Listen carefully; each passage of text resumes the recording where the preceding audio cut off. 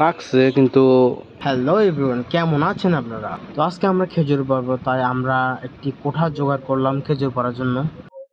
তো আজকে এই বড় কড়াইটা দিয়ে খেজুর পারবো। এখানে আমাদের ওই যে সামনে ওই গাছটা দিয়ে পারবে।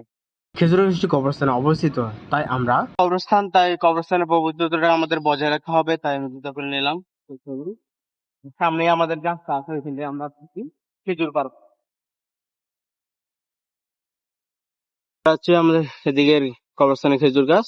তো এটা থেকে আজকে আমরা একটু খেজুর পারবো। তো আমরা কোটা নিয়ে যেহেতু আসছি, এখন পারার চেষ্টা চলতেছে আমাদের। কিছুক্ষণ চেষ্টা করার পর আমরা কয়েকটি খেজুর পাড়তে পারলাম। এরকম বড় বড় আরো অনেক আছে। চলুন।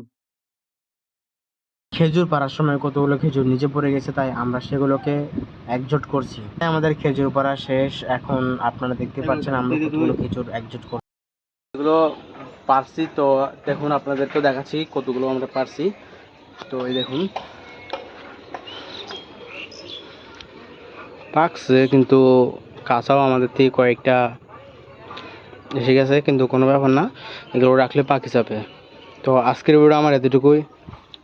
তো কেমন হয়েছে অবশ্যই কমেন্টে বলে যাবেন।